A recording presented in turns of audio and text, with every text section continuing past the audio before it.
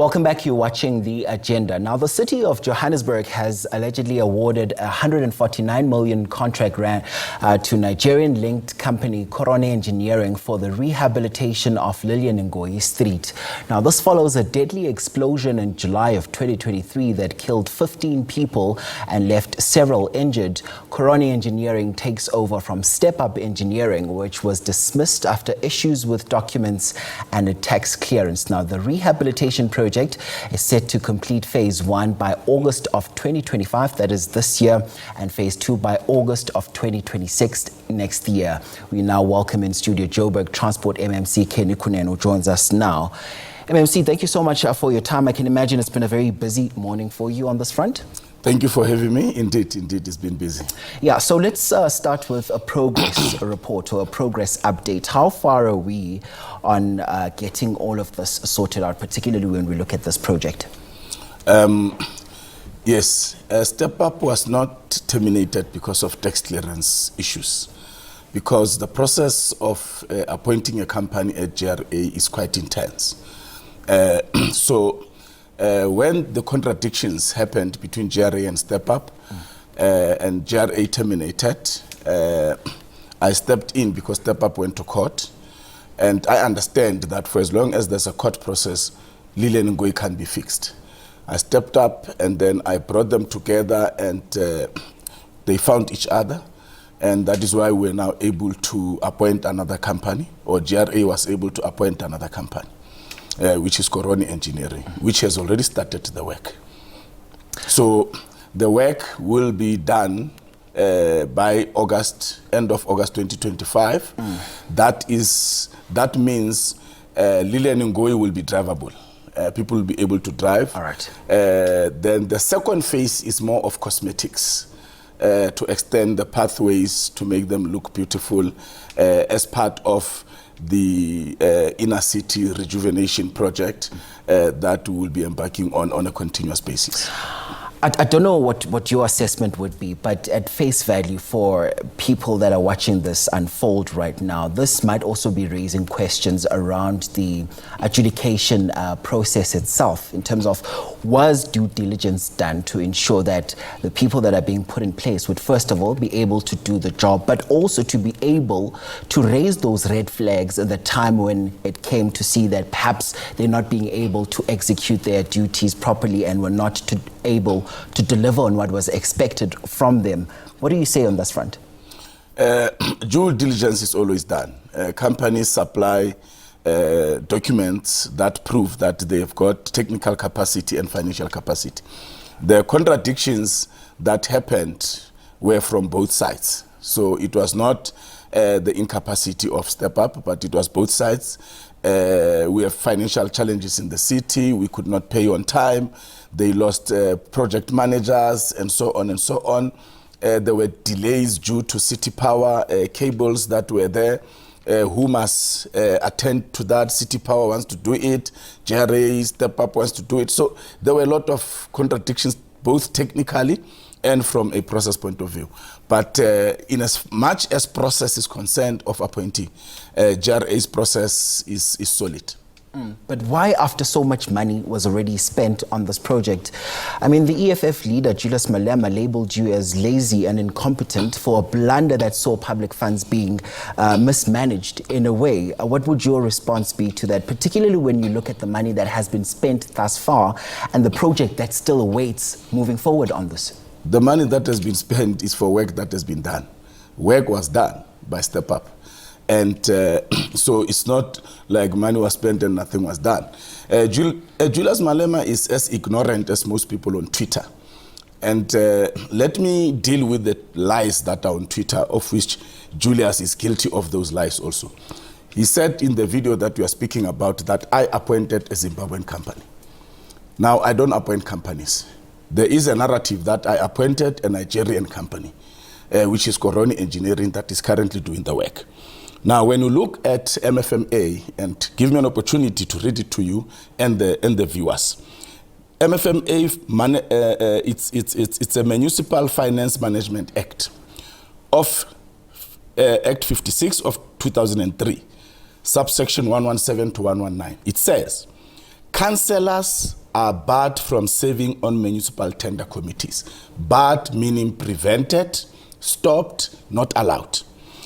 No councillor of any municipality may be a member of a municipal bid committee or any other committee evaluating or approving tenders, quotations, contracts, or other bids, nor attend any such meeting as an observer. It further says, no person may interfere with the supply chain management system of a municipality or municipal entity, or amend or tamper with any tenders, quotations, contracts, or bids after their submission. Now, I'm a councillor. The law says I am barred from being part of a procurement process after submissions. Once the companies have submitted their documents into the tender box, I cannot ask questions, I cannot interfere, I cannot ask, I cannot even go and be an observer. If I do that, the same officials will then tell you that I am interfering and you'll be labeling me as corrupt. Now the ignorant Julius, maybe because of pure stupidity, goes and says that I've appointed a company. Same applies to many on Twitter who say I've appointed a company. I don't interfere in the procurement process. And evidence is there. A company with Zimbabwean links was appointed. Do you think I would have done that? A company now with a Nigerian male and a South African female with a Nigerian surname has been appointed. Had the law allowed me to participate in a procurement process, Korone Engineering would never have gone through to the second round because of that Nigerian who is there. Although the Nigerian is a naturalized South African, is a citizen of this country, I would have not allowed it. I would have said, let us set this one aside, the Nigerian must go do business in Nigeria. Home Affairs policy and regulations allow foreigners to take advantage of these laws and participate in business that must be reserved for South Africans.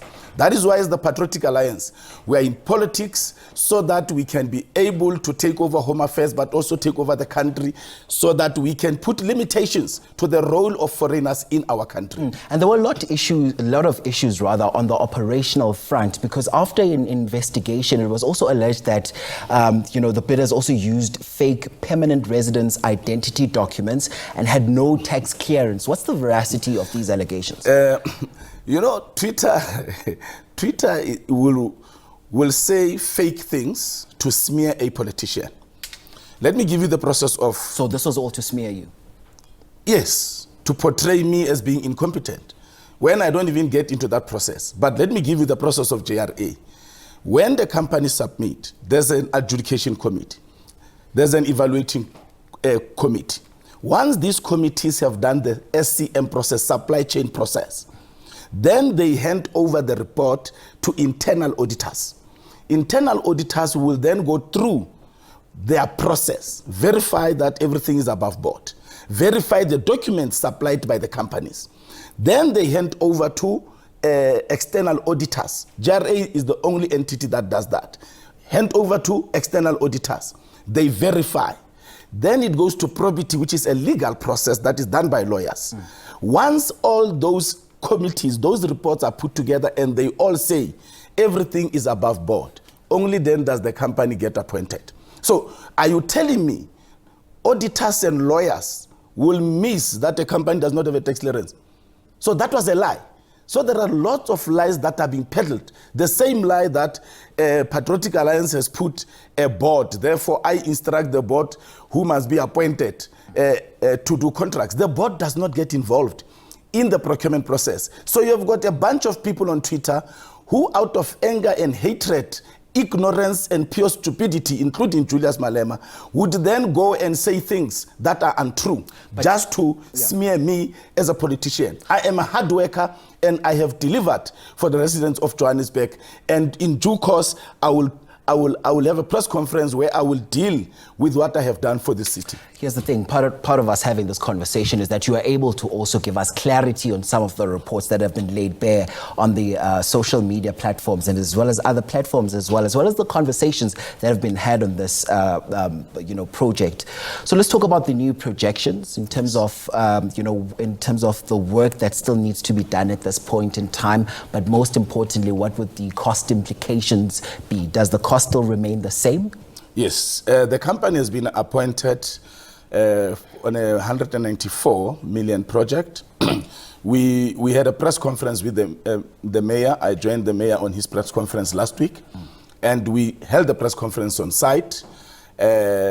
We showed the media the work that is being done, and the officials and the company and the consultant have all committed that end of August 2025, the first phase will be done. The road will be drivable. So 94 million is committed now until June, which is the end of the financial year. And then the other 100 will then come post June, when the new financial year starts in July. So we are well on track. The budget is well on track. Yes, there are disturbances of rain, but the officials and the team has put together mitigating ways of making sure that the delays of rain don't affect the deadline of the project. So the timeframes remain the same? End of August 2025. All right. You can call me back. All right, we definitely will be doing that to track progress on this front. Listen, thank you so much for popping in and chatting to us on this. It's a pleasure. On the program. That is, of course, the MMC for Transport, Kenny Kunene, joining us right here on the program.